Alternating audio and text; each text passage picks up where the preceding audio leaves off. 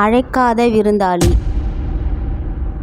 அஜய் ஒரு ஐடி ஊழியர். அவனுக்கு தனியாக அமைதியான இடத்தில் இருப்பதுதான் பிடிக்கும். அதனால் நகரத்திற்கு வெளியே இருக்கும் ஒரு தனிமையான அடுக்குமாடி குடியிருப்பில் வாடகைக்கு குடிபோகிறான். அந்த அபார்ட்மெண்ட்டில் மொத்தம் 4 வீடுகள் தான். ஆனால் அஜயை தவிர வேறு யாரும் அங்கு வசிக்கவில்லை. எல்லாம் காலியாக இருக்கின்றன. விசித்திரமான நிகழ்வுகள் முதல் 2 நாட்கள் அமைதியாக செல்கிறது. ஆனால் 3வது நாள் இரவு 11:30 மணிக்கு அஜய் தூங்க செல்லும்போது அவனுடைய வீட்டின் காலிங் பெல் அடிக்கிறது. அஜய் கதவை திறந்து பார்க்கிறான். ஆனால் வெளியே யாரும் இல்லை. யாரோ சிறுவர்கள் விளையாடுகிறார்கள் என்று நினைத்துவிட்டு தூங்கிவிடுகிறான். அடுத்த நாள் இரவும் அதே நேரம் 11:30 மணிக்கு காலிங் பெல் சத்தம். இப்போதும் வெளியே யாரும் இல்லை. ஆனால் இந்த முறை அவனுடைய கதவுக்கு வெளியே ஒரு சிறிய டைரி கிடைக்கிறது.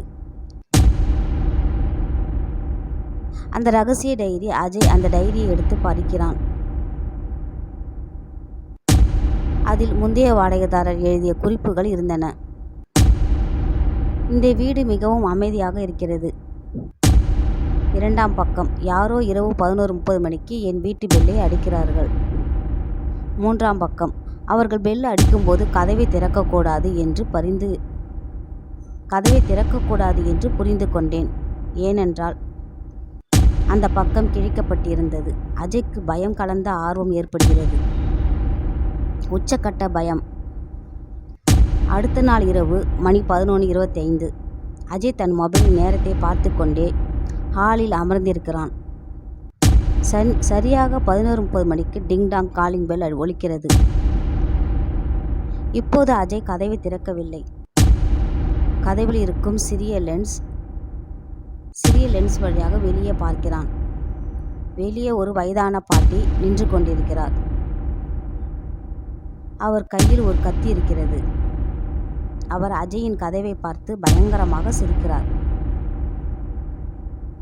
அஜய் பயந்து நடுங்கி வீட்டின் ஓனருக்கு ஃபோன் செய்கிறான். ஓனர் ஃபோனை எடுத்து அஜய் சொல்வதை கேட்டுவிட்டு அதிர்ச்சி அடைகிறார். தம்பி, அந்த அப்பார்ட்மெண்ட்டில் 5 வருஷத்துக்கு முன்னாடி ஒரு பாட்டி தனியாக இருந்தாங்க. அவங்கள யாரோ திருடங்க கொண்டுட்டாங்க. அதுக்கப்புறம் அங்கே யாரும் தங்குறது இல்லை.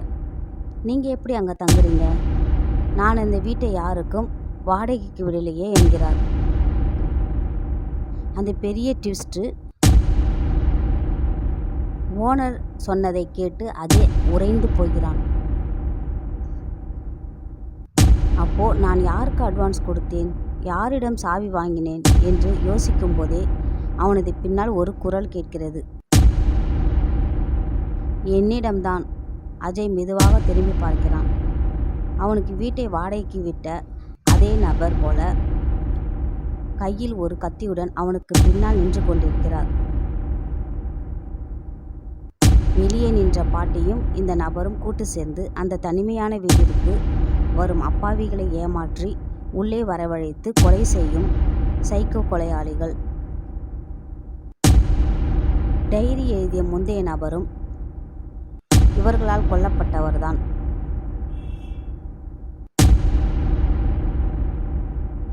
அஜய் அவர்களிடம் இருந்து தப்பித்தானா இல்லையா? கீழே கமெண்ட் பண்ணுங்க.